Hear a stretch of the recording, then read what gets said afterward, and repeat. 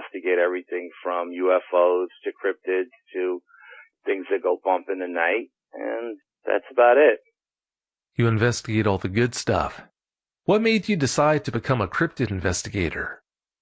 Well, I had my first Bigfoot sighting when I was 12 years old, and I was hooked from that point on. My brother is a parapsychologist, so we always had all kinds of books in the house, whether it be cryptid or paranormal.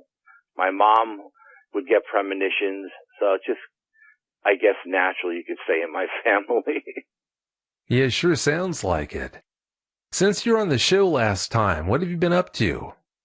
Well, recently we've just done a cemetery investigation, and it was spur of the moment type deal. We were actually going to go back to the King and Queen's chambers, the stone chambers that they have here in the Northeast. We've never been to the King and Queen's. We've done a couple other stone chambers, but it seemed like every time we plan on going, it rains. So one of my investigators, Anthony, said, why don't we just do something tonight, spur of the moment? And I always carry some equipment with me in my backpack, in my car, and we headed out to the cemetery, and we got some amazing evidence, Vic, just amazing stuff. It sure sounds like it. Since everything we're going to talk about tonight happened around your home, please tell us what the area you live in is like. Is it rural or is it more urban? I live in a semi-rural community. When I moved upstate New York about 20 years ago, it was a lot more rural than it is now. But I have plenty of woods behind my home. Actually, have to post signs so people don't hunt back there. And across the street from my house, we have wetlands. A lot of animals come by. My wife feeds everything under the sun, so we got everything coming through our yard, coyotes and black bear and foxes and turkeys, you name it, we got it, deer. Everything comes through my yard. Sounds like a good place to live. It is a good place to live, absolutely. Oh, I'll bet it is. Until recently, have you had any strange things happening or strange creatures or animals coming around? Not recently, no. I've had some experiences in the past, but nothing recently, no. This past Monday night, you had been sleeping when you woke up feeling like something was wrong. What's the story behind that?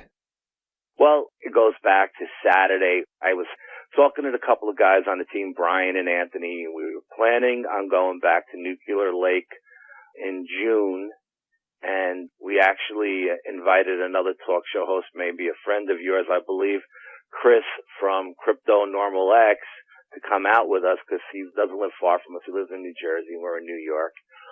And we're talking about Nuclear Lake, and every time we talk about Nuclear Lake, crazy stuff happens. So Monday night, it was a very warm night up here in New York, and I was sleeping with the window open, something I don't normally do because I'm on the first floor. But I had the window open, and I was laying reverse, like what I normally would lay, where my feet would be down by the window. Actually, my head was down there, and I was facing the window, and my wife was laying normally, so I had her feet next to me. And at some point in the night, the cat jumped up on the bed and got in between us, and everybody's sleeping like babies. And then I would say around 3 o'clock in the morning, the cat jumped straight up in the air and scratched the hell out of my arm when she jumped up out of the air. And I, woke up and I seen this cat in the air, and it hit the ground running. I could hear it run straight up the steps to the second floor into the kids' rooms and probably buried itself underneath the bed or something. And I was sitting there trying to figure out what the hell just happened when a cold shiver went down my spine. And all of a sudden I got the vibe that there was something outside the window. And the wall on my side of the bed faces the backyard, which faces the woods. And I'm looking out the window, and for some reason, and I don't know why, I'm looking for a dog head, a snout, ears, something along those lines. And I don't know why, but this is what I'm looking for, and I don't see anything. And then I get the feeling that there's something on the other side of the wall, but not bipedally, on all fours. And for some reason, I just felt like it was sniffing the corner of the window, like it was trying to get my scent, or it had my scent. And again, I have no idea why I was feeling this kind of vibe or this kind of energy, but I was just feeling it. And I'm not a psychic by any stretch of the imagination. I don't claim to be. My mom would always get premonitions, and every time we go to Nuclear Lake or we go on an investigation, I seem to get premonitions before we go.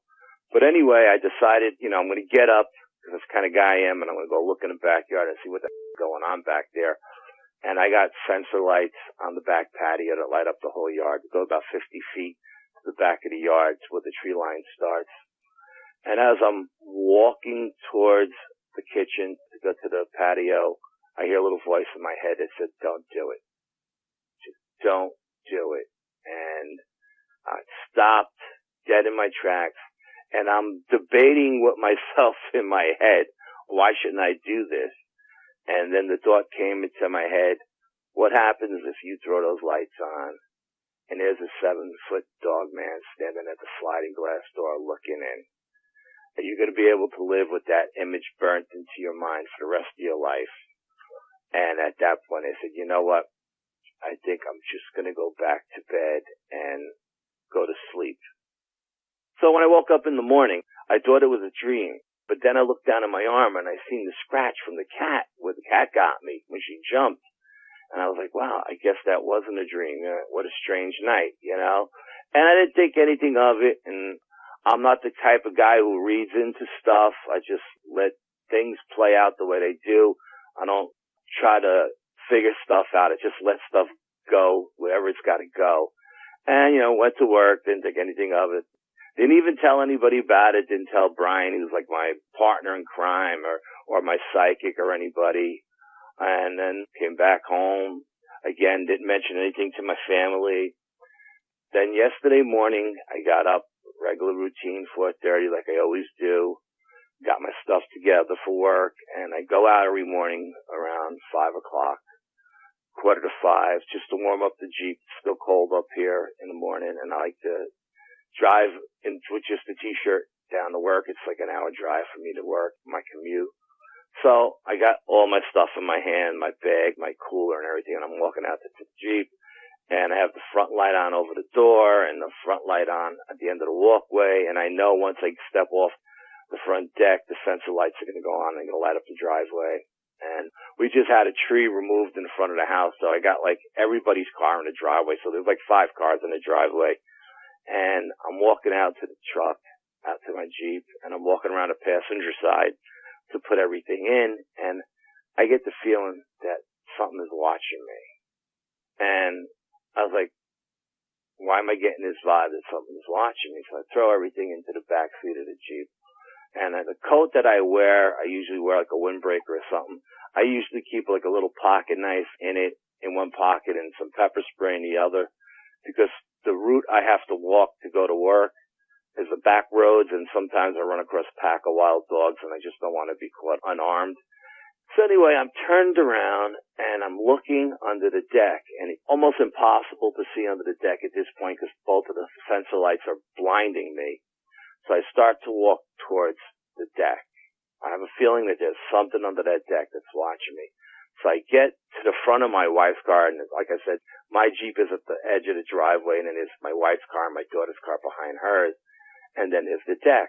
And I'm walking, and I get to the front of my wife's car, and I'm looking, and man, I'm looking. I got my hand in front of my eye to block the light, and I'm seeing the biggest canine head you ever seen in your life.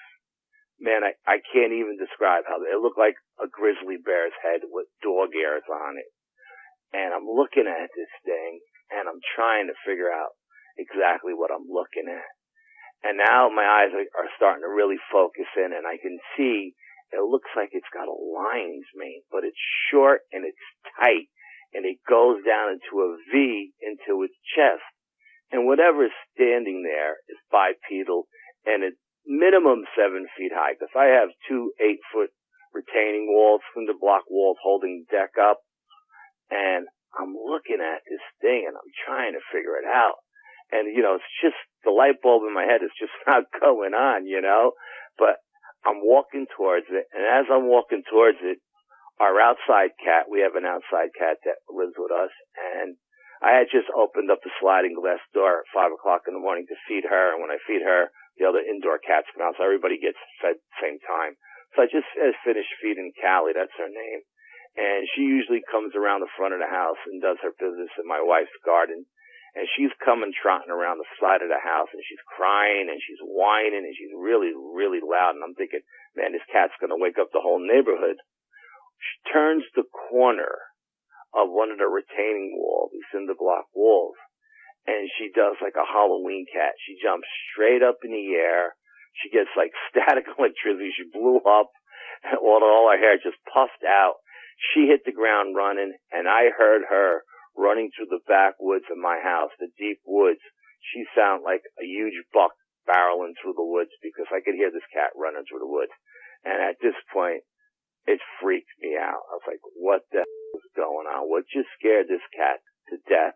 So at this point, I pull out my little pocket knife because that's all I got on me, and I pull out my pepper spray, and I'm walking towards this image that I'm seeing underneath my deck. And I get maybe to the front door of my wife's car, and something just says, you know what? This is not a good idea, man. You should just back out of here and go inside.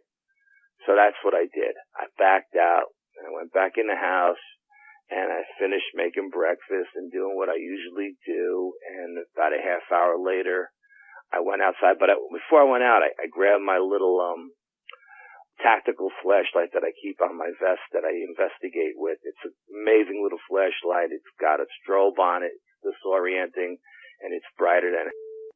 So as I come off the front deck, I hit that tactical flashlight, and I'm looking underneath the deck now to see if there's anything there. Because now the deck is lit up, underneath the deck is lit up like daylight with this little flashlight. And there's nothing there.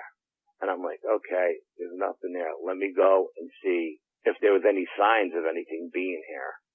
And as I come around my daughter's car, which is the closest to the garage door, I notice a huge puddle against my brand new retaining wall. I'm like, something just pissed on my wall. Brand new wall, something just pissed on it. So I'm looking at this big stain on my wall, and it's going down into the drain in the driveway, and it smells like ammonia. Now, I don't know if that's what animal urine smells like, but my urine doesn't smell like ammonia, but it smells like ammonia. So I'm like, I'm going to take a picture of this when I get home. So then I go to work and I do my thing, and, I call my partner, Brian, and I tell him about it. And he's like, you got to call the psychic. I call our psychic, Cindy, and she's like, yeah, ever since you mentioned, Nuclear Lake, crazy stuff is going on over here. And I don't know if it's not the same kind of energy that you had the last time you guys went there, and I don't know if you should go. And she's telling me all kinds of crazy stuff that's going on with her, the energy she's feeling. And she usually calls me, because she's like the last person we tell before we go on an investigation. She'll usually call me like a week before we go and say, where you guys going? I'm getting this, I'm getting that. She had a negative vibe. She was like, Al, I don't think you should do this, investigation. I was like, well, you know what? It's still a month away. Let's get a month and a half, whatever it is. And let's, see what happens.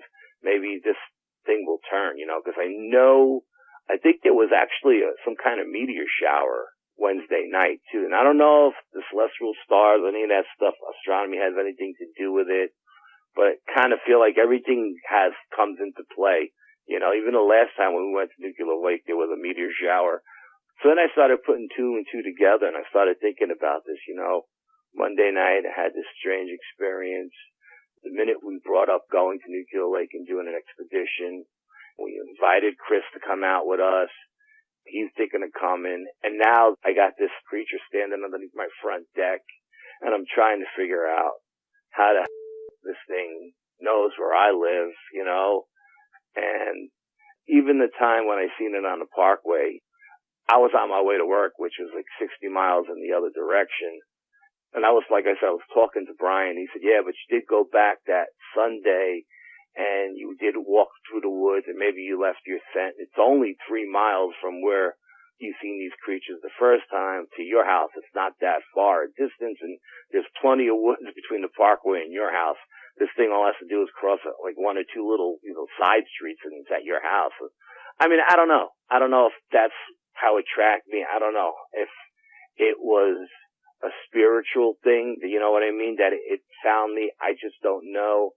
I just freaked me out. I mean, like I said, I couldn't get over it. I didn't see any eye shine or anything like that, but I couldn't get over the size of the head of this thing that I was looking at. And I wasn't sure, you know, Vic, it didn't look like the image on your show. You know, that image you have on your banner didn't look like that at all. It looked more like people would call a dire wolf or something like that. When I seen that big head, the first thing I thought of was Anubis. I don't know why. I mean, it was just a lot of strange stuff going on. A lot of strange, I mean, just, I don't know, man. I just don't know. Yeah, it's a lot to take in. It's one thing when you go out into the field to research these things and have an encounter, but if they come around your home, that's a totally different matter altogether. So I can understand if it shook you up at least a little bit. You know, I wasn't really shook up. I kind of took it with a grain of salt, but I'm just dumbfounded how or why this thing was here. You know what I mean? I just don't know why it came to my house or why I'm having these. I don't know if this is a premonition of what we're going to find when we go out in June.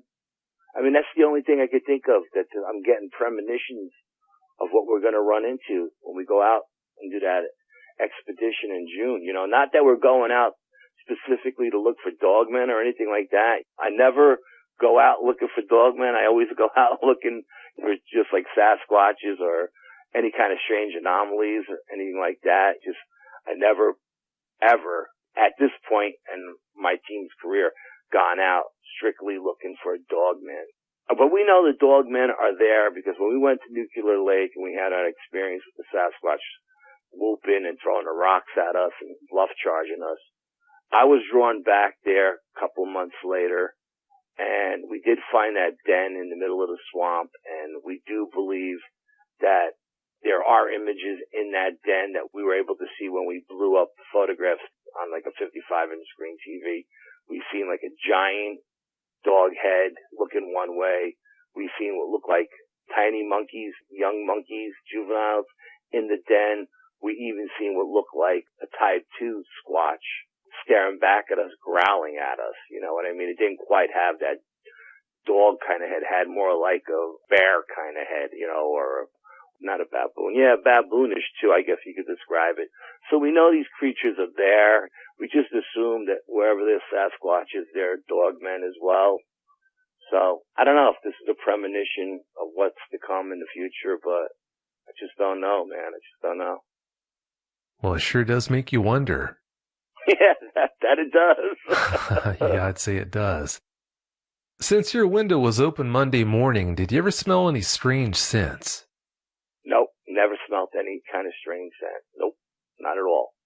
It was just nice, clean, crisp air coming through. It was beautiful sleeping weather. Yeah, sounds like it was. When all this was going on and you got out of bed, did you notice a lack of ambient noise outside? Yes, I did. I did notice that. There weren't any bullfrogs creaking or crickets or anything, but I kind of wrote it off as to the weather because it was still chilly, you know, outside. And I don't know if those creatures are hibernating when it's cold out like that. I know in the dead of summer, the frogs and the crickets and everything are so loud out here that you have to close the windows, otherwise they keep you up at night. But I don't know if the cold had anything to do with it or the creature had anything to do with it. But no, I did not hear anything. Yeah, it could have been the cold that was doing that, but I guess we'll never know. Yeah, I'm just not sure. But that was the first thing that popped into my head. I was like, you know what? I don't hear anything outside. You know, there's usually something going on. Yeah, that's pretty strange. Yeah. When you saw that dog man standing there, did it seem to react when you noticed it? No. It was standing there perfectly still, like a shadow, just not moving. Just standing there, like it was just observing. But again, I didn't see any eye shine, and I don't know if that's because it was under the deck and all the lights were on me. And I was looking for eye shine because, you know, my brain flashed back to that morning on the parkway when I seen those two creatures, and, And there wasn't any lights on the parkway other than, you know, the moon. And those creatures' eyes were lit up like big red orange golf balls. And this thing, I don't know if it was standing there with its eyes closed or what, but it was in the shadows and it wasn't moving. It was staying perfectly still. That's awfully creepy. It almost would have been better if it would have done at least something when you saw it standing there instead of standing motionless. Yeah, I don't know about that. I think if it would have done something, it may have scared the living crap out of me, to be honest with you. You know what I mean? Like, if I would have seen its eyes blink, I think that would have just sent the chills right through my spine. You know, standing there like a shadow was a lot more calmer for me, you know? Yeah, well, I guess it depends on what it would have done. Absolutely. I mean, if it would have picked up the back of my daughter's car and slammed it, I think I would have been out of there in a heartbeat. I would have been running for the 12 gauge, you know? And I can't say I'd blame you either for doing that. When you went to work yesterday morning after seeing that dog man, were you worried about your family's safety? No, not really, because I felt like it was there for me. I didn't feel like it was there to threaten the family. I spent the whole morning, like I said, I got an hour ride to work. I commute, and the whole way down, I just kind of thought on it. Man, I got to talk to somebody. That's why I contacted you immediately. I know you're the go-to guy. And plus, I knew my son-in-law is home, and he's packing heat. He's getting ready to become a state trooper and stuff. So he's licensed to carry, and he's 23 years old. My son is home. He's 18, he's in the prime of his life. If I would have thought it was like a homeless person or something like that, I mean, even if they threw a rock through the back door to cut in, you know, you still have two young guys in the house. The women weren't alone. Well, thank goodness for that. And I know you said it didn't rattle you there, Al, but when you contacted me yesterday, I got the impression that you were shook up about that. And I'm thinking to myself, when we're talking about what had happened to you, I'm thinking, wow, what could have shook Al Santoriga up? It must have been bad. Yeah, you know, I don't know if I was shook up, but I was like just baffled and confused. I was just trying to make heads or tails of it, you know, and you know, like I said, I knew you were the guy to talk to, and so I just reached out to you. I mean, you know, maybe I was a little, you know, in shock and I didn't even realize it. I don't know. Like, I could have been.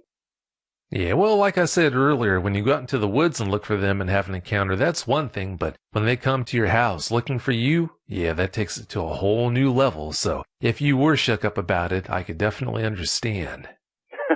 Yeah, I mean, you know, normally something like that, if it came to my house, I'll be brutally honest with you, would piss me off.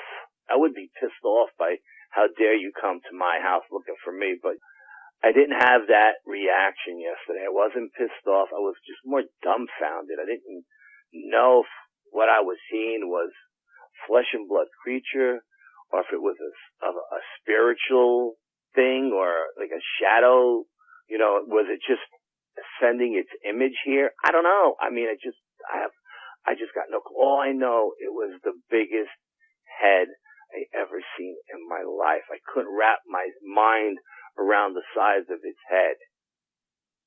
I could see why when people see these things up close and personal and they're snarling or growling, that it would burn an image into your brain that would give you nightmares forever, because that head, the head I seen, and like I said, it was underneath an 8-foot deck and it went right up to the bottom of the deck.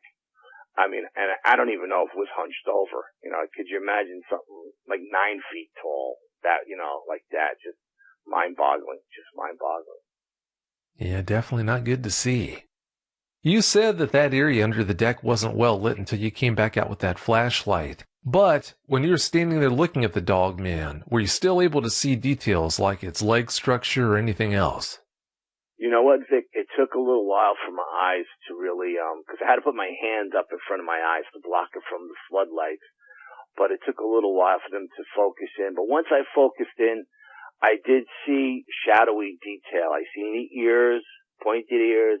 I seen this huge, huge head. Not only was it long, but it was wide. It was a wide head, at least 2 feet wide, I would say minimum. And I seen what looked like a lion's mane. but it was short and tight, and it came down to a V in his chest, and from that point on, I couldn't see anything below it. I don't know if it had canine legs or if it had Sasquatch legs. I don't know if it was a type 2 or a type 1. I'm not sure.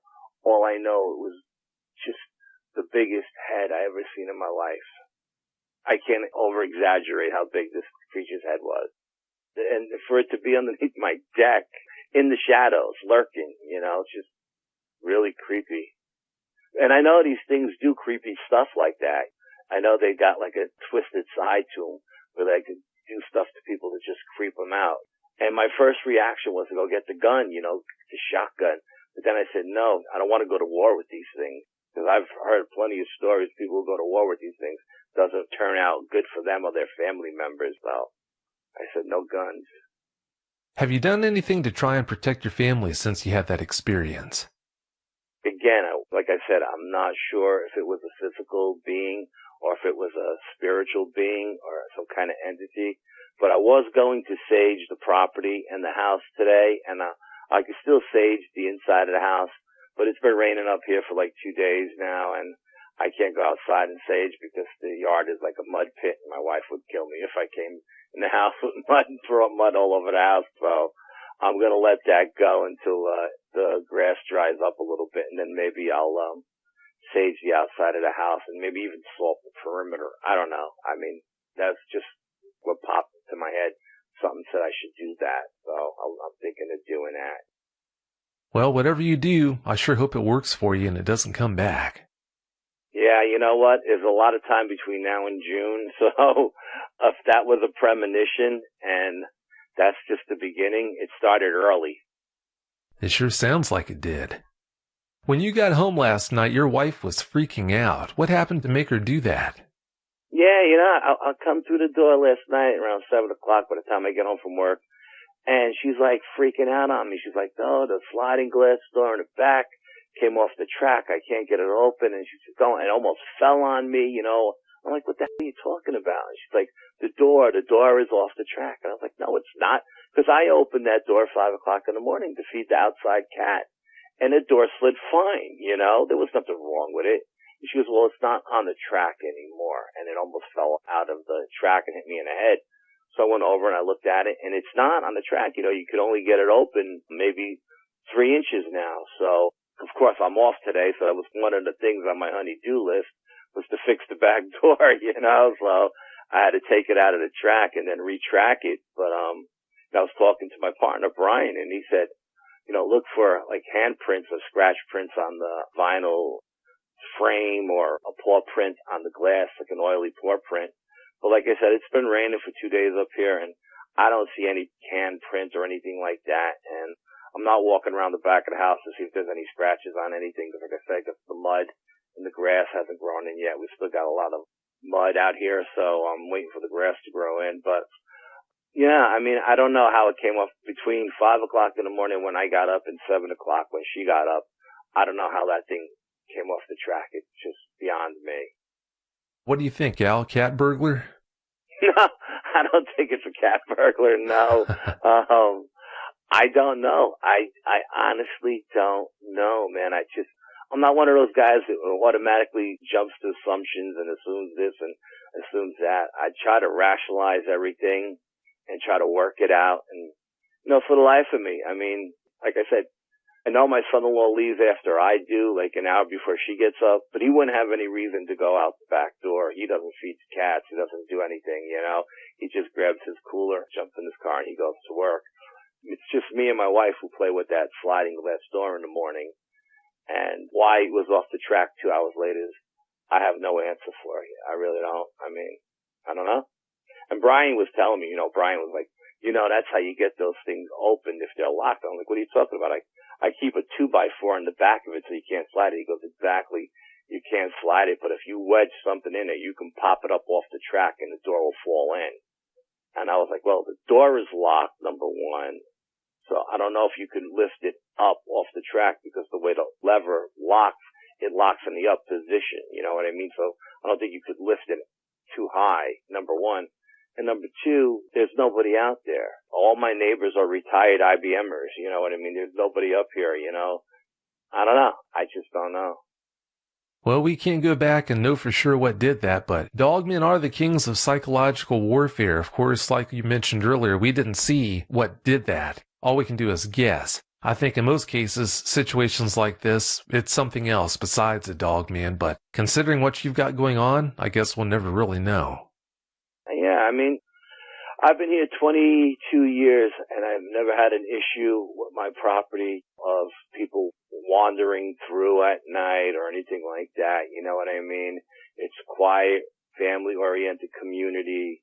I know all my neighbors. I've known them for the last 20 years. Everybody knows everybody else. And like I said, I don't leave the sensor lights on at night like I do with the garage, the driveway one, because I just figured if someone comes into the driveway, that's the cars, the lights will go on.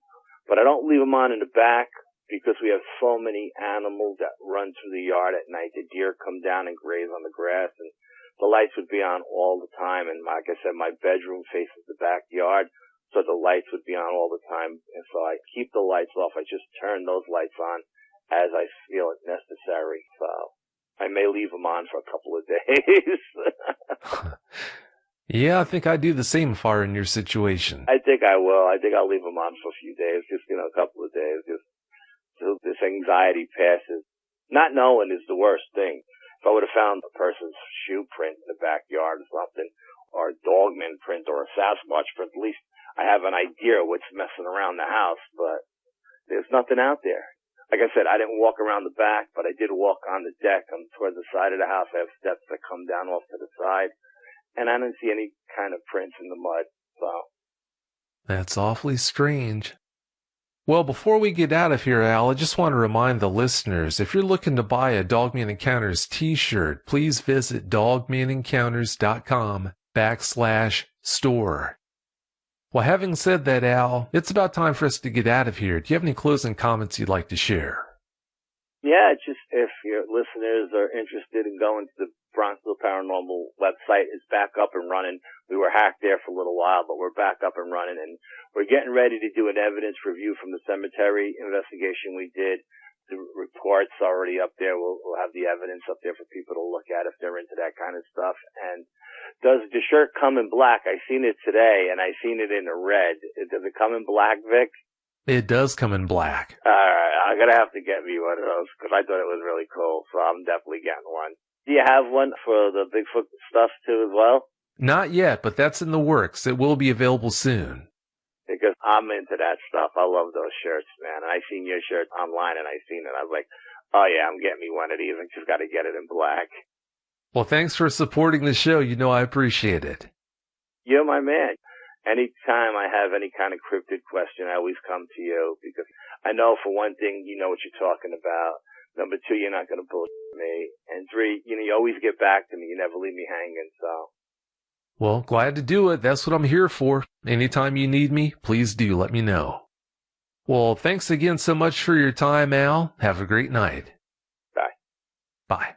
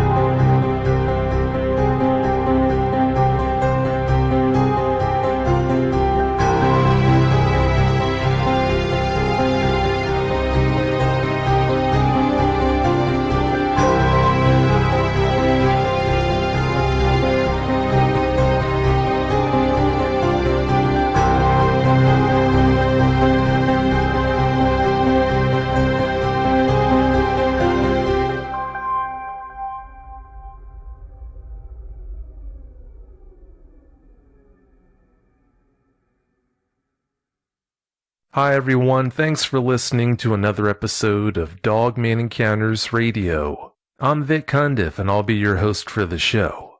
If you've had an encounter of your own and would like to speak with me, whether in private or on the show, please go to dogmanencounters.com and submit a report. I'd love to hear from you. Tonight's guest is Susan. Susan, welcome to the show. Thank you, Vic. It's nice to be here with you. Well, it's great having you. Susan, please give us a brief bio on yourself. Okay, I am 58 years old. I live in the Cincinnati, Ohio area. Basically grew up in Kentucky. Lived in California for about 18 years in the Bay Area. While I was there, I worked in the entertainment industry and did security work. And then I moved back home in 1993 and have been back here ever since. Sounds like you've had an exciting life. Yeah, I could probably write a book. Yeah, from sharing some of the things you shared with me in the I'd say you could. You've had some interesting things happen, no doubt about that. Before you had your encounter, what were your thoughts on the possibility of creatures like dogmen or Sasquatch existing? None. I absolutely did not believe that they were real. I thought they were a myth. I thought that werewolves or dogmen were due to mold and people hallucinating in the French countryside in the 11th century. There was no way that these things could be real. There's just no way. I didn't accept it. Yeah, the mold you're talking about, I think you're talking about what's called ergot. It grew on breads and things like that, and when people ate the bread, they hallucinated and they thought they were seeing things that weren't really there. A really creepy effect. Exactly. And I love history, and especially European history. And I had read articles regarding this and, the man in France that had killed all these women and thought he was a werewolf. And I thought that, okay, that's just what it was. It was somebody who ate moldy bread and went crazy, and that's the end of that story. They're not real. They don't exist. Well, it sure would be nice and convenient if that was what the truth was, but we both know that's not what happened, and that's not the truth. I know now. I am a believer now. Yeah, you do know now. Please tell us about Darby. So, a friend of mine in California had a ranch, and I'll tell you exactly where it was. It was in the Murphy, Angel Camp, Copperopolis area. And we would go up there and spend weekends, and there was this huge hill that was up on his property. And he used to tell us that he had a Sasquatch up there. And having a wicked sense of humor, I named him Darby, and I used to relentlessly tease him about it. I didn't believe Sasquatch was out there. I didn't care what anybody said. Again, they don't exist.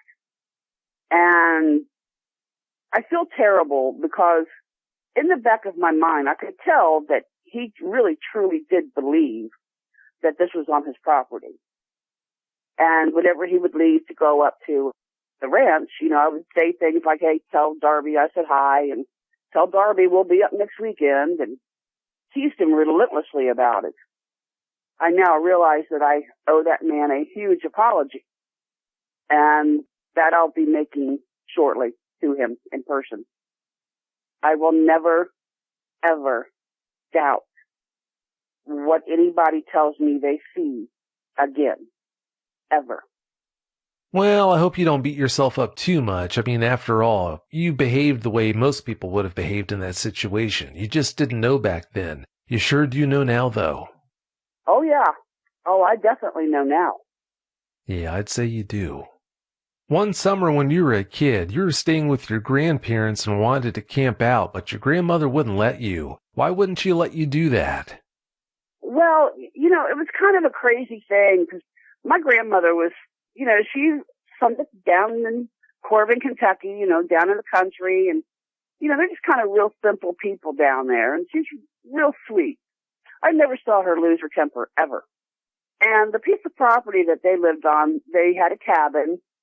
And about 10, 15 feet outside the back door, something like that, is where the beginning of a mountain was. There was a sheer granite wall there. And then from there, it tapered back, and it was all woods, and it was at an actual mountain. And I guess I was about, I'm trying to remember, I'll say somewhere between 7 and 9 years old at the time. And we were spending the summer down there, and I decided I wanted to camp out in the backyard. And I asked my mom, and she said yes. And so I went and got my little blankie and my little pillows and stuff, and I'm making my little camp back there. And the next thing I know, my grandmother comes out the back door, and she's like, "What are you doing?" And I said, "Well, I'm going to sleep out here tonight." She says, "No, you're not." And she said, "There's a hairy man up on that hill who will come down and get you." And I'd never seen my grandmother angry or forceful before. And she actually grabbed me by the arm and dragged me into the house. And she said, "You are absolutely not sleeping out here. You are sleeping in this house." And it was very upsetting to me because I had never seen my grandmother like that before. But at the same time, I remember thinking, she's talking about some crazy, wild mountain man. You know, in my mind, I'm thinking an old man with a long beard, long hair, you know, just living wild up in the mountains. Now I realize what it was she was really saying. You know, that there was like a Sasquatch or something up on that mountain that she was afraid was going to come down and get me. And then years later, on another trip down there, all the local kids, they would get together and they would camp out in the cemetery. And I wanted to go with them. You know, we were in our teens by that time. And she was adamant, absolutely not. You are not camping out. You are not sleeping out ever. And it terrified her, the thought of us sleeping out in the open somewhere. It sure makes you wonder if she had a Sasquatch encounter of her own that made her feel that way. You know, again, it was one of those things where, as a child, it mystified you and it confused you, and you kind of look at them and go, "Well, gee, what's that about?" But then time goes on, you put things out of your mind. And it wasn't until this situation happened to me here that suddenly that situation with her came into like a clear view. I realized then that she really was very frightened of something up on that hill coming down and getting her grandchild. And like I said, it's taken me 50 years to actually really realize how scared she was.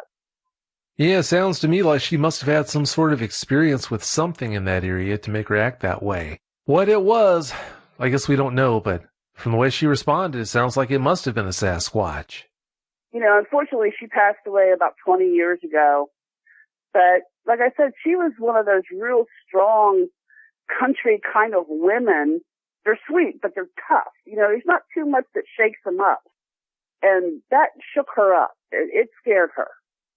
Yeah, when you see someone like that who's that tough respond that way to something like that, yeah, it's going to be pretty unsettling, especially when you're a kid the way you were. Yeah. But again, it's one of those things, you know, as you grow older, you go on with your life, you put it behind you. You don't think about it until, as I told you, you come face to face with reality. Exactly, until you have an experience like the one that you had. You tried to suppress your encounter until recently. Why did you decide to come forward now and talk about it?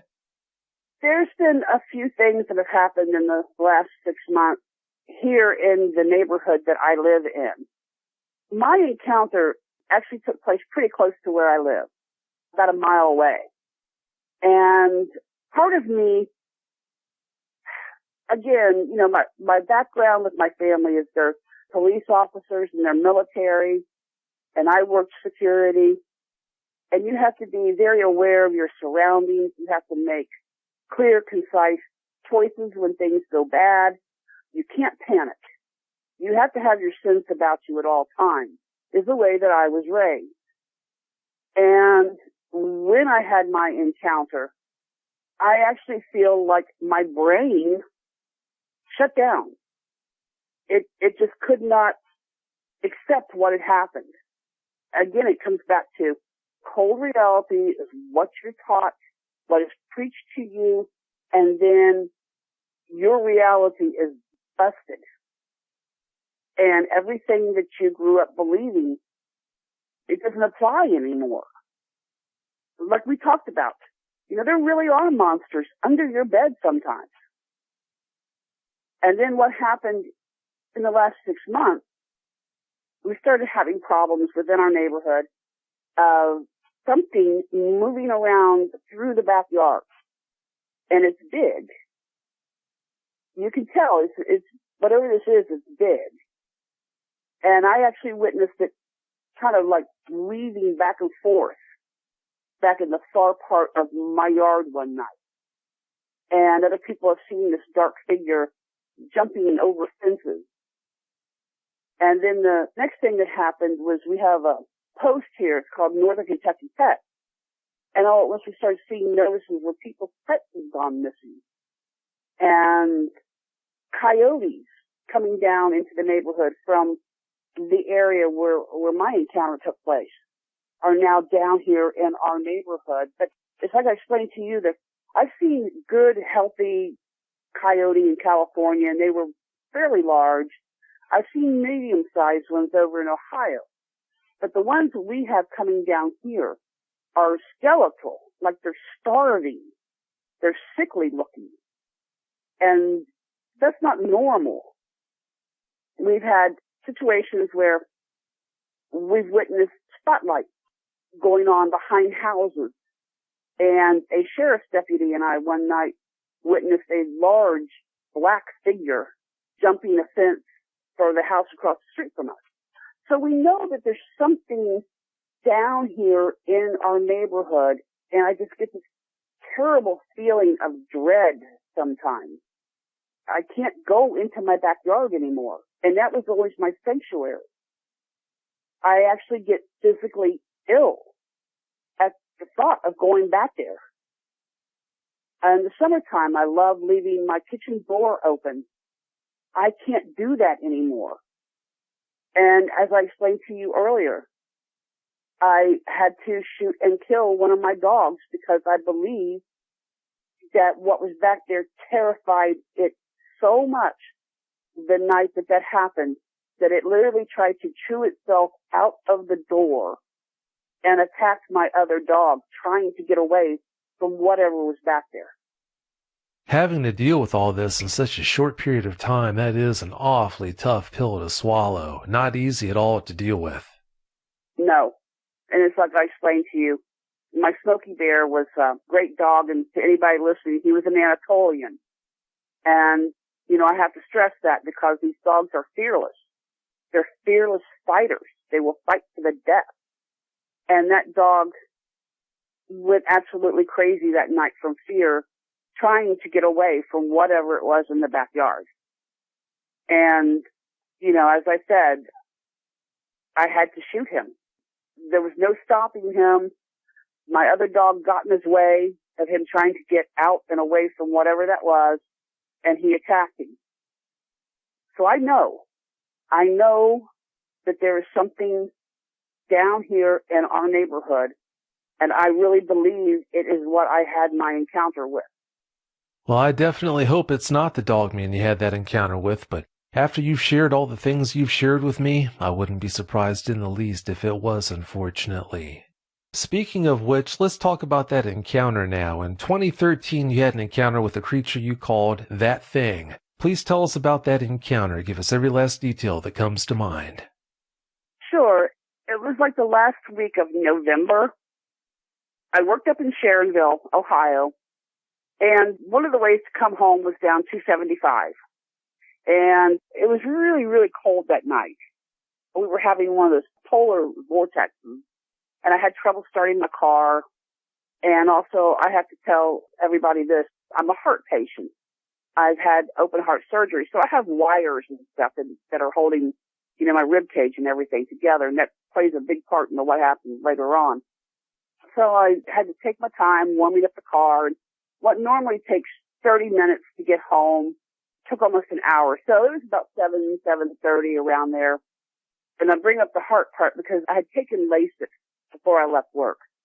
And if anybody who takes that, you know that when it kicks in, you have to go to the bathroom right then. There's no waiting. And I had just gotten off my exit which is on Taylor Mill Road. And I knew I wasn't going to make it the next mile down to my house. So where I live at, where that exit is up on top of a hill. And there is an even larger hill to the left. And that's where this area of Fidelity Investments was located at. Now, it's a beautiful area. Years ago, it used to be a huge farm, but they bought it and they put a couple of office buildings up there. There's walking trails up there. And it's also a shortcut from Taylor Mill over to another very populated area, which is called 3L Highway. So you can cut through on this drive called Magellan Drive. So I made the turn to go up into Fidelity. So I knew I just had to pull over and go to the bathroom. There just wasn't no waiting. I go up to Magellan, and off on my left is a little dirt driveway, and it's actually crescent shaped. And when you go and you turn on this little dirt driveway, it actually goes up. You're going up a hill. And in between you and the road, there are bushes on the left-hand side till you get to a certain point, and then there's guardrails. On the right-hand side of the road, which faces the road, there are bushes there, and there's just enough room for one car. So I get up there, get out of my car, and I'm looking around, making sure there's nobody there, there's no traffic coming, go ahead, do my business. And stood up, and I'm doing my pants up, and I don't know what it was. I don't know if I heard something or just a feeling. But I looked behind me, and literally about 5 feet away from me, there was 3 deer there huddled up together. And I'm looking at them, I'm thinking, why aren't they running? And then I realized they weren't looking at me. They were looking across the road. Now, from where I am, I'm up on a little hill. You go down, there's a 2-lane road there. And then across the road is another set of bushes. And about 50 feet to the left of those is a street light, but it's a very dim street light there. But back behind those bushes, there's also trees back there. It's like a little wooded area. And then that goes down a hill to an area called Crosby Lane. And then from there, that goes down another hill, and you're back down on the main street, which is Taylor Mill. So I'm looking back across the road and trying to figure out what the deer were looking at. And all at once I saw this movement. And I wasn't quite sure what it was I was seeing. I could see this outline, and it was huge.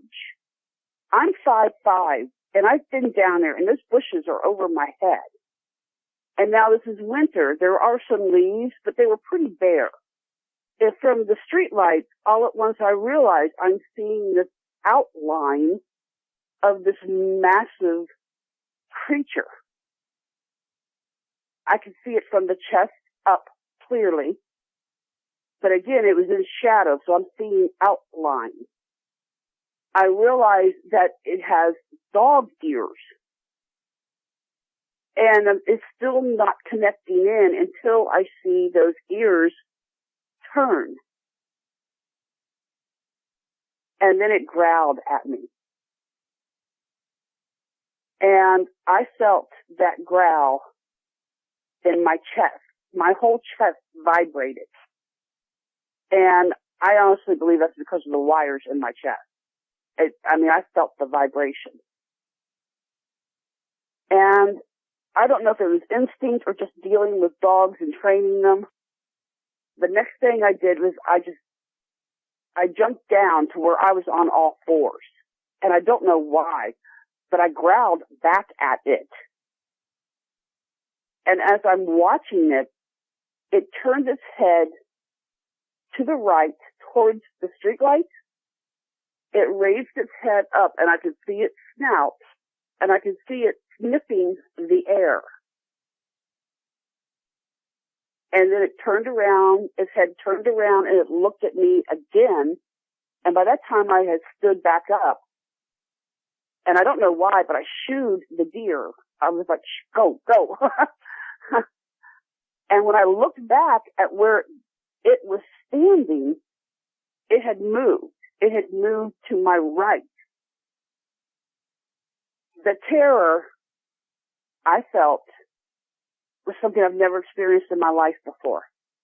It's like I told you, I really truly believed I was going to die that night. And I felt that it was going to the right because there were more bushes down there. And the way where I was at with my car, there were bushes that kind of cut off the view of the street. So it could cross the street, but I wouldn't see it if it crossed the street. And I really felt like it was going to circle behind me. And I quickly got in my car because thank God I did not turn it off. And I got in my car and I took off and I shook all the way home. I was shaking so bad I was weeping. I could not get in my house fast enough. And went immediately into the bathroom where I thought I was going to throw up. A few days later, now, I spoke to my husband that night when he got home. And he knew something was wrong.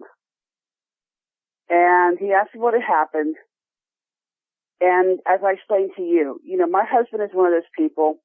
He has had experiences of his own and other ways. So he's a believer in those things that he has seen personally. If he doesn't see it, it's not real to him. So I didn't tell him what I saw. What I did tell him was that, I told him about stopping up there, going to the bathroom, seeing the deer. I told him that something was very, very wrong up there. And I told him that I was never, ever going back up there again. Ever. And a few days later, we were in the car, and we had to go over to Walmart. And he was going to go his normal way, which is a shortcut up through Fidelity. And I'm telling him, no, I don't want to go up there. No, that place terrifies me. No, I don't want to do this. And he's like, well, let's just come up here and look around and see what's going on. And every hair on my body stood up. I got that same feeling of fear and dread.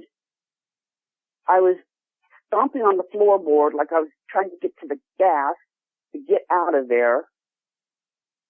And I have never gone back up there since. It's like I told you, I don't care if Jesus Christ comes down from the mountain to preach a sermon. I am not going to be there ever again, ever. That's not easy to see something like that. You spend your whole life being told that monsters don't exist. One night you find out that they do. That's not easy to deal with. No, and it's like I explained to you, I actually felt like the best way I know to describe it is I actually felt like my psyche got shattered. Every belief I ever had was just shattered.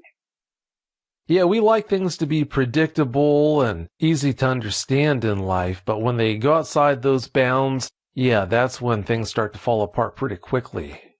You just said that you didn't tell your husband about seeing the dog man the night when you got home and saw him, but have you told him about that since?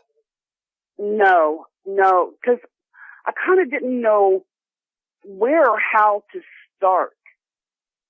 It's one of those things of how do you start that conversation? Honey, remember the night that I got terrified up, in the wooded area? And by the way, it was a dogman werewolf that I saw. How do you start that conversation? And that was why I finally, like I told you, I researched a lot of people that say that they're experts in this. And there's just a lot of them that the things they were saying I just couldn't get into. I thought they were too outlandish. I felt like they weren't dealing with the subject seriously enough until I came upon you. And I listened to several of your shows, and then I made the decision that you were going to be the first person that I spoke to about this. And it's like I told you, the first step was I needed affirmation. I needed to know that I didn't stroke out. I wasn't hallucinating. It was real. Well, I'm so glad you did decide to reach out to me. You said you never did tell your husband about that encounter, but have you told anyone else about it? No, but I kind of took a first step, as I told you today, and that was in speaking to my neighbor, the deputy. I finally asked him, what do you think you saw that night, jumping the fence at our neighbor's house across the street? And he said he wasn't sure. He said he just knew it was big and it was black, but I could tell that it bothered him, that what he saw, just by the look on his face, I could tell he's been thinking about it. So I think probably my next step is I'm going to ask him, does he think it was an animal? And then maybe open the door and go from there, since we both saw it. And I think if I can have that conversation with somebody that has seen it and witnessed it, then I'll be able to go on and have the conversation with my husband. Like I said, my husband's a really, really great guy, but he's very analytical, nerdish. He has to have proof before he will accept things. And I even told you, he had a UFO encounter.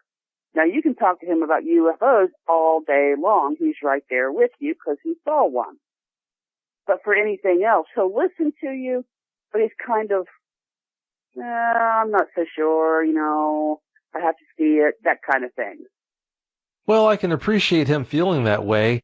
If it would benefit you any, I could always set it up so he's in a position where he most likely will see a dog man. It's up to you on that. If he has an interest in seeing one, I'm pretty sure I could set that up. Well, that's something that we may have to do in order for him to recognize what it was I saw. But again, like I said, he knows that something very traumatic happened. We've been together a long time, and as a matter of fact, we were high school friends. He's known me almost all my life. And he knows I don't get upset that easily, and I don't freak out about things. And in the business that I used to work in, I've had terrible things happen around me. I've had people get shot and knifed, and, I've had women come and tell me that they were raped at concerts and what have you, and, have to deal with these things. And he knows I'm not one of those people that falls apart like that. And I did that night. I have to admit, I fell apart. Well, let me tell you, even the toughest people tend to fall apart when they come face to face with one of these things, so please don't hold that against you. Is there a physical feature that the dogman had that shook you up most? To be perfectly honest with you, it was the massiveness of this creature, the shoulders. It's like I told you, it had a wrestler's type of neck. It was so thick. I could tell that. And then the ears. When I saw the ears turn, I was like, my God, this is real. This is a living thing. And then when it lifted its head and I could actually see its snout, I remember thinking, my God, there is no way I would ever be able to get this thing off of me if it comes across the road. Yeah, if that happened, you definitely wouldn't have had a chance of doing that. You only got a chance to see this dogman from the shoulders up because of the bushes it was in. Right. I mean, I could see an outline through the bushes, but it was blurred because of the bushes and the leaves and what have you. I could see like a darker image back there behind the bushes, but it wasn't clear like the shoulders were. I mean, I could definitely see muscle structure. You could see bulges, but it wasn't like defined. It's like more like a ripple effect, if you know what I mean. You could see a ripple effect in the outline.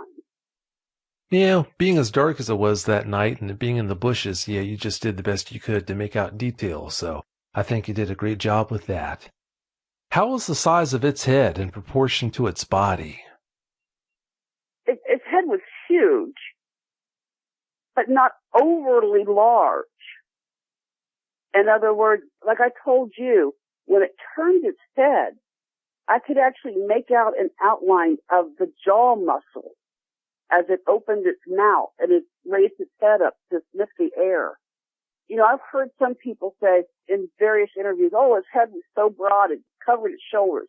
No, this wasn't like that. It was proportionate to the body, to me, is what it looked like. It was big, but it wasn't expansive. Like the jaws, the cheeks, the sides. I've listened to a lot of interviews trying to come to grips with what I saw, and some of the descriptions just didn't make sense to me. When they talk about these huge heads, and like I said, it covered the shoulders, and this didn't do that. I would say it was large. It was a large canine head, but its largeness fit the body, if that makes sense. That does make sense. You still live about a mile from Fidelity Insurance. Why haven't you moved? Basically because my husband is 2 years away from retiring, and we own several pieces of property in the area. And our goal through our investments and what have you in our real estate was to sell off properties and be able to retire down to Florida.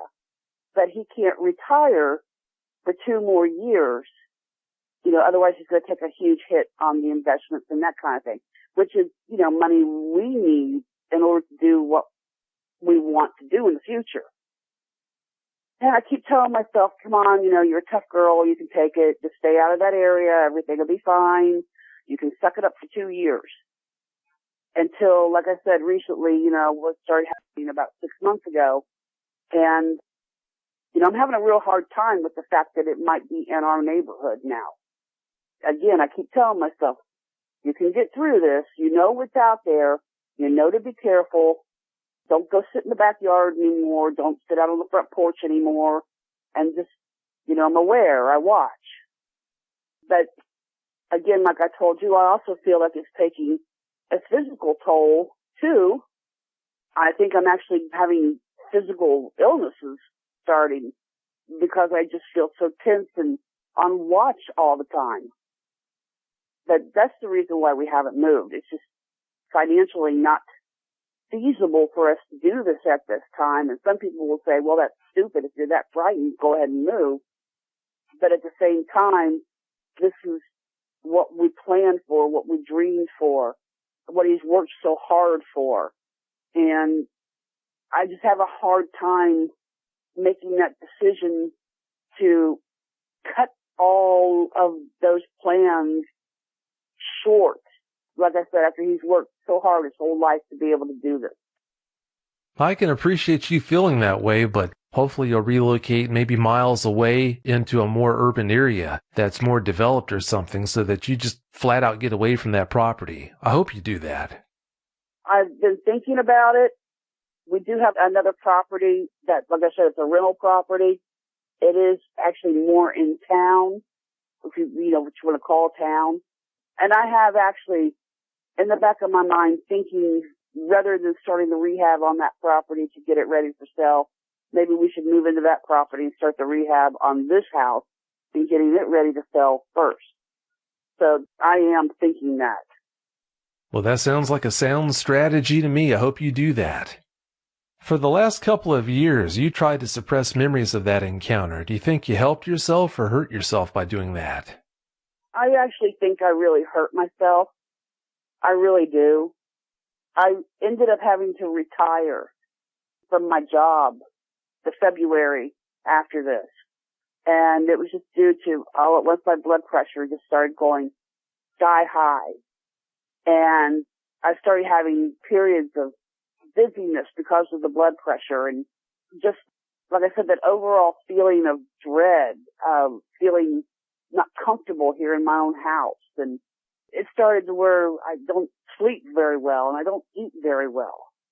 So I think I did myself harm by not researching it at the beginning, trying to find out more about what it was that I saw and what took place. And again, reaching out to somebody that could give me affirmation that I wasn't crazy and help guide me through this.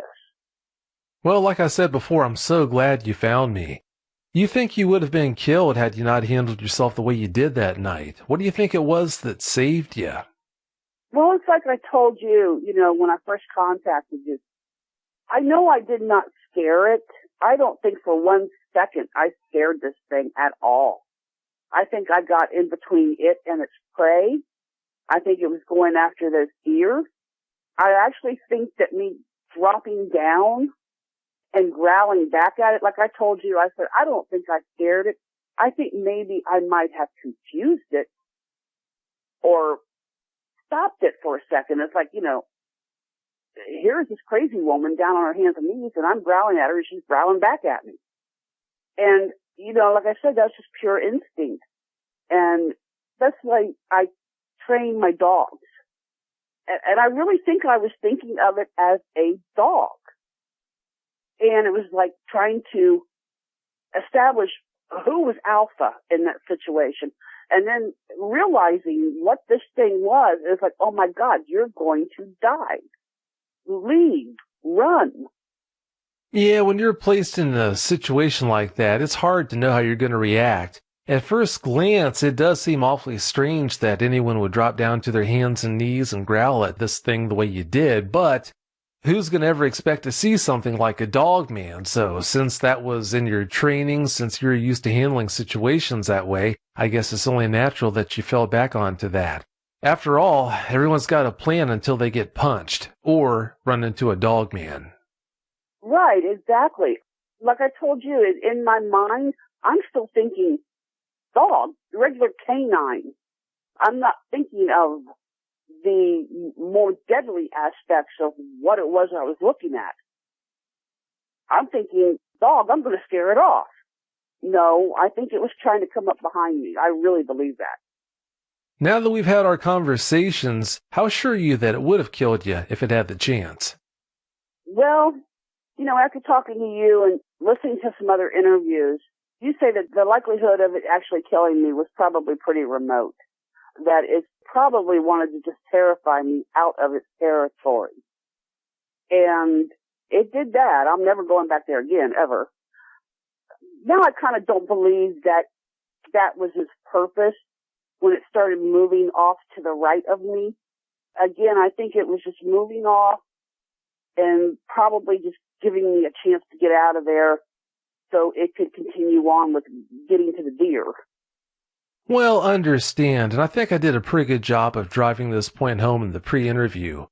I don't think it makes a difference whether it was able to sneak up on you or not. If it had killing you on its mind, that's what it would have done that night. The fact that it didn't even lay a claw on you, I think that says everything about its M.O. that night. It wanted to terrify you, but it just didn't have any interest in harming you. Yeah, and it's like I explained to you, after being up there, and again, this comes back to dog training. After I went to the bathroom and I realized what I was looking at, it's amazing all of the things that go through your mind in such a short span. But I immediately thought, oh my God, I just peed in its territory, which is a challenge. And its food is standing right behind me. And it's like all these thoughts. I mean, it's like lightning speed, how fast these thoughts come into your mind. And I think that was partly why I thought, I'm going to die. I'm going to die up here on this hill, and no one is going to hear me scream.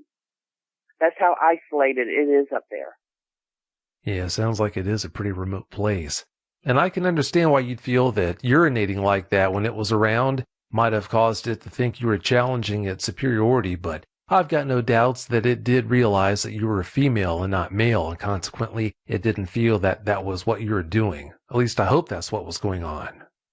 But like I said, that thought doesn't enter your mind at the time that you're looking at this thing that can just kill you with one swipe. You're thinking, oh my God, what have I just done? Oh, sure, that's only natural. Your brains ooze out of your ears when you're in a situation like that. You're just reduced to basic functions at that point, so most people aren't going to be able to think clearly. Now that you've had time to analyze your experience, do you wish you would have done anything differently that night? Yeah, I wish I'd continued on down to my house. I'll bet. I wish I'd had a stronger bladder and, just made it down to my house, which is just a mile down the road.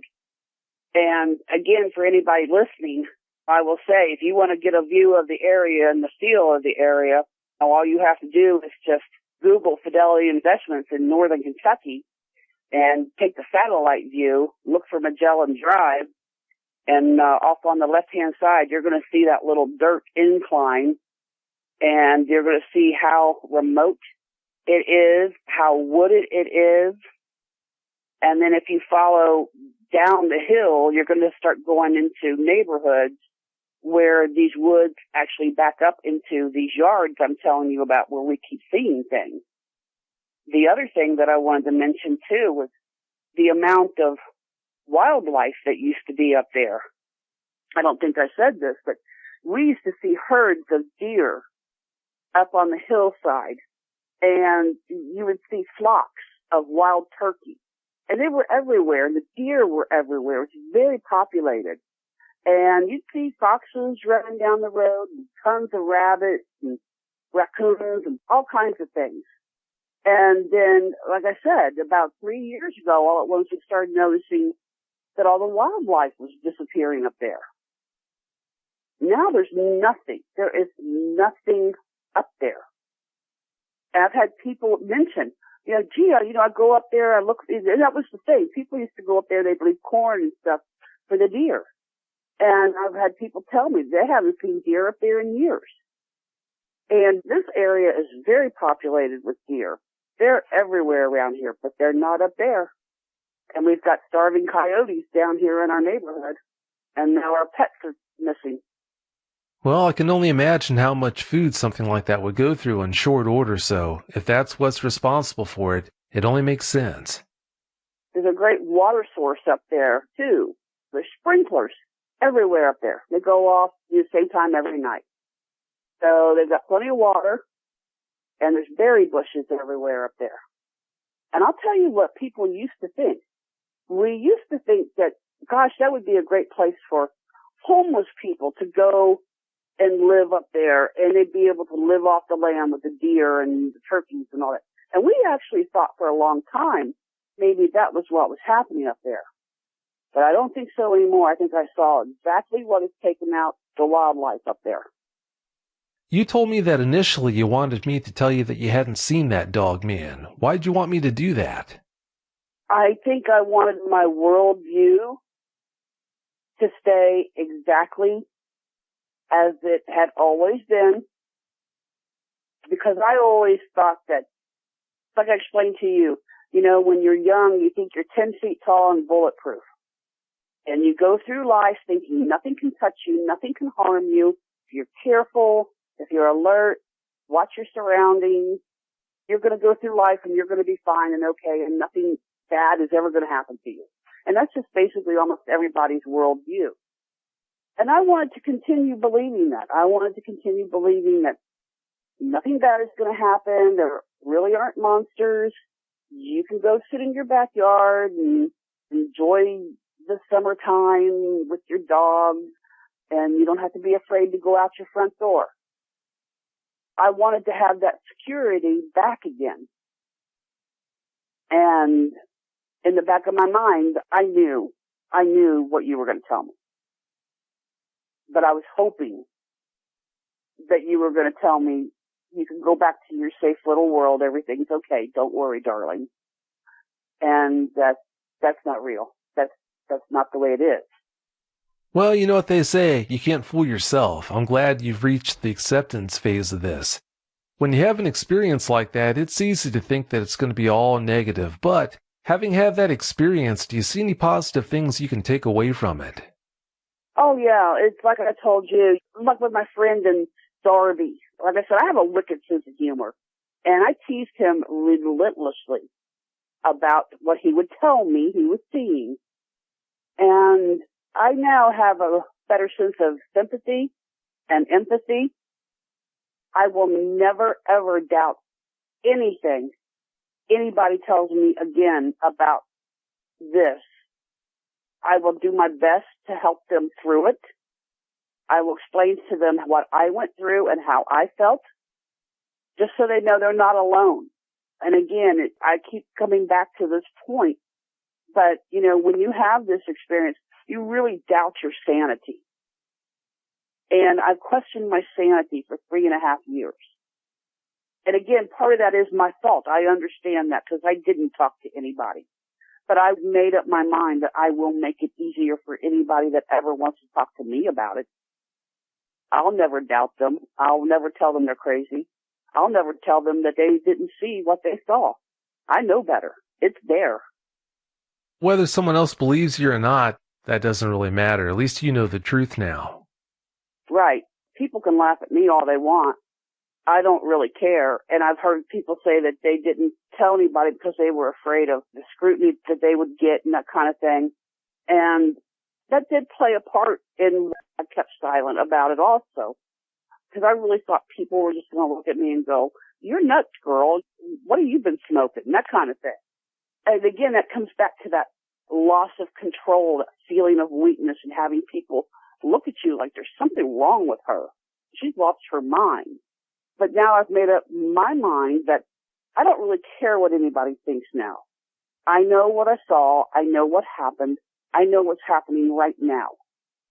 Well, I'm glad you've seen the light. Yeah, it doesn't make a difference at all what someone else thinks about whether you had that encounter or not. You know you had it, you know dogmen are real, and that really is all that matters.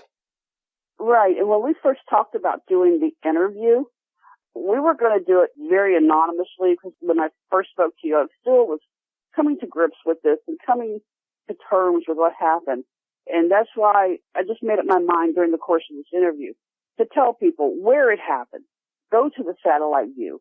Look at it. Look at the neighborhood down the hill that I live in. I just made up my mind that it's real. It's there. And stay out of there. Don't go up there. Yeah, it does sound like a good area to stay away from. Your husband doesn't understand why you do some of the things you do because of that experience. What kind of toll has that taken on you? It's been a little stressful because I couldn't actually completely explain to him. And again, we're due to go on vacation later on in the summer, and we're going to go to Gatlinburg.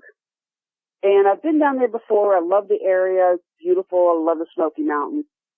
But suddenly I started becoming afraid of going down there.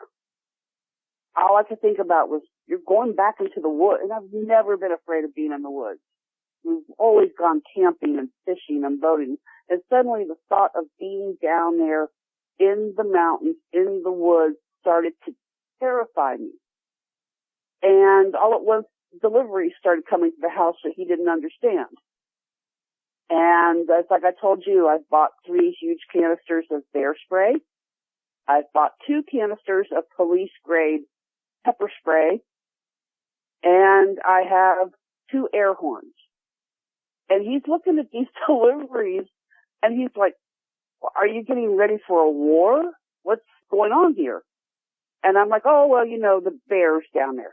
I'm not really concerned about the bears down there.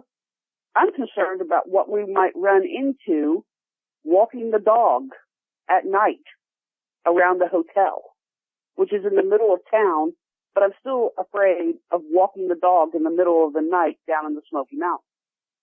So I bought an arsenal, basically. Yeah, it sounds like it.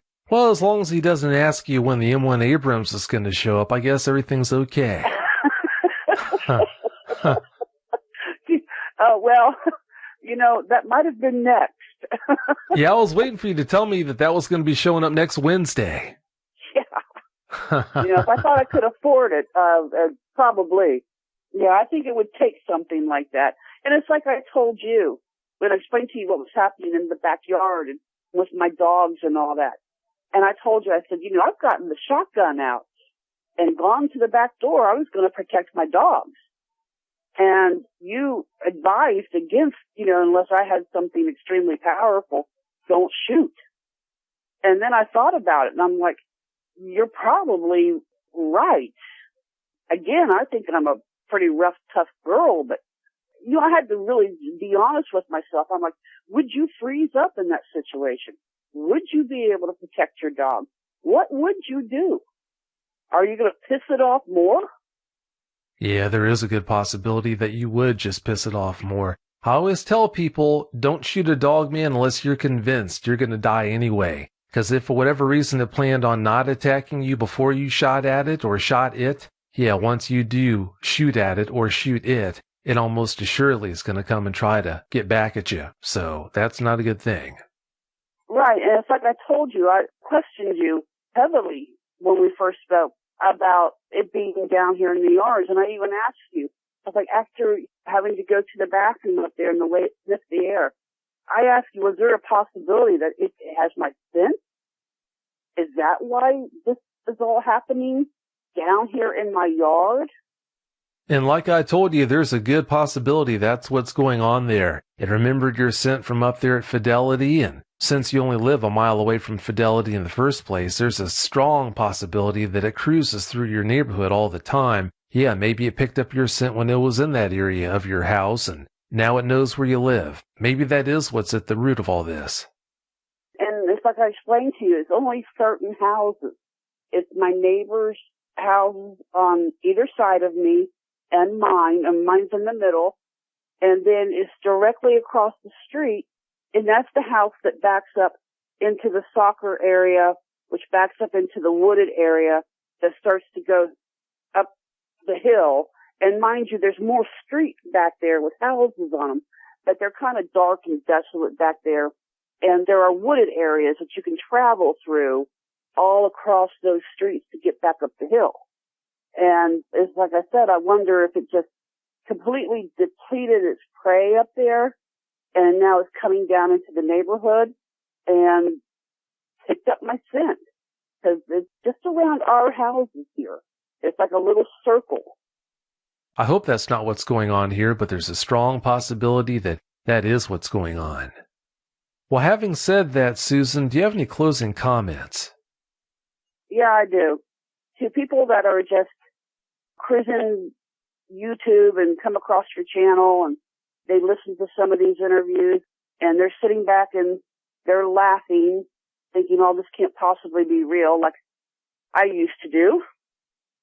They are real. There's no doubt about it. It will rock your world when you see one. Don't make it angry. Don't try to shoot it.